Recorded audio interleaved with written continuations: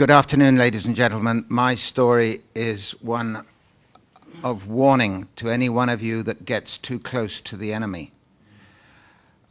In November 2008, a retiring judge in Cardiff we had mutual respect, allowed me to do an abuse of process application on the South Wales Police for disclosure.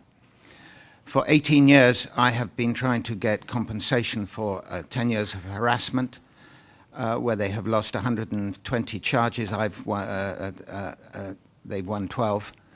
And in February of last year, the Chief Constable was made to sign a sworn affidavit to confirm that court cases never happened in South Wales, and that they did not break into my surgery with Sergeant Rowe and 2 lorry loads of police officers to put a police inspector's daughter back into a flat with a drug dealer above my operating theatre. I knew things were serious. I started to write my witness statement, which was 64 pages. And as I signed it, the police helicopter was above my house, and I went out, and my wife and I were drinking tea on a Sunday afternoon, the 21st of June last year, and I said, I think somebody wants to talk to me, because the police cars were queuing up outside the house, and all of a sudden they were into reverse gear, crash, and they reversed away and disappeared. I said to my wife, I think I'd better go back to France. I don't want to be arrested in front of my pretty old 10-year-old daughter. And next morning at 8:15, I took my daughter to the friends, and the police came in through the hedge, over a wall, cars, guns. I'm arrested. The story is this. The magistrates gave me freedom. We know you, Mr. Kirk, and I said I wouldn't miss a court case for all the money in the South Wales Police Fund. I had been charged with possession of a machine gun and the sale of a machine gun, each carrying a mandatory prison sentence of 5 years. Inside the prison, I was soon before my first judge. 10 judges refused me bail. Each time they used a different excuse. Each time I knocked them down and produced evidence to show that their argument was ultra vires. There was some information that was totally false. Because I was in in the prison, I was soon approached by a psychiatrist. I knew that they rely on you running out of steam. It's called treacle treatment. I used to go to the Privy Council. I've been to the Privy Council more times than anybody you know on petitions from a dependent territory. And as a veterinary surgeon, I've been there a lot of times, being the last profession. So my arguments with their lordships are history.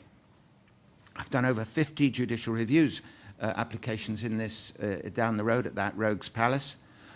Getting back to my story that must frighten you.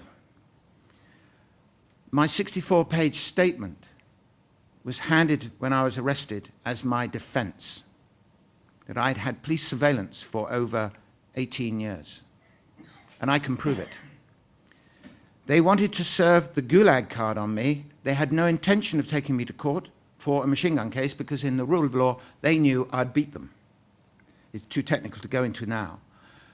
And they pushed lawyers on me, coming into my cell, coming into the police prison, trying to get me to be legally represented. And I nearly crumbled. But then they played the Gulag card for real. And they served a psychiatric report on the Crown Court judge on the 7th of August. And without the psychiatrist even examining me, seeing me to examine me, I was sectioned under Section 35 of the 83 Mental Health Act with the view of sending me to Broadmoor. All they wanted was one more signature from a psychiatrist. This is the seriousness of what I'm here for. They knew that in law I'm due for compensation for 10 years of police harassment. The chief of police had signed a false affidavit, which under the 31 section of the CPR, etc., Section 5 of the Fraud Act, is it? Or 3, is it? Contempt of court.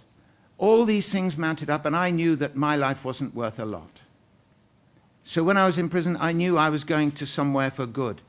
And the psychiatrist, after the 3 months, then went to the judge, and an old client of mine, a veterinary surgeon who had, I believe it was her, that switched on the tape recorder in Cardiff Crown Court, and I have paid for that transcript. And there is the prosecutor telling the judge that the psychiatrist believed that I had a brain tumor. I was therefore not fit to defend myself. Yes, they admitted that I could I could stand trial. That means I had capacity. But I must use a barrister to act for me. And the judge said, but we need the second psychiatrist's signature. This is under Section 41, to send you to Broadmoor for life. Now, while I was in the Broadmoor equivalent of the Caswell Clinic in Bridgend, I met young boys, 35-year-olds. Roger, if you see my letter to him on my website, he'd been in Broadmoor for 10 years. I learnt an awful lot. And that is the way one or two of you are going to go. I warn you, if any of you get too close to the enemy, they will play the gulag card. And I've come out by the skin of my teeth because of my website and because of my friends.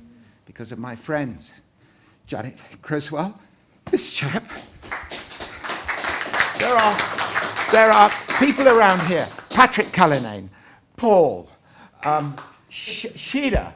They're all over the world. Psychiatrists, you do not realize how frightened I was in that psychiatric hospital. And Maurice, Kirk, and none of our Kirks get frightened, except in such strange circumstances. Please, I'm sorry.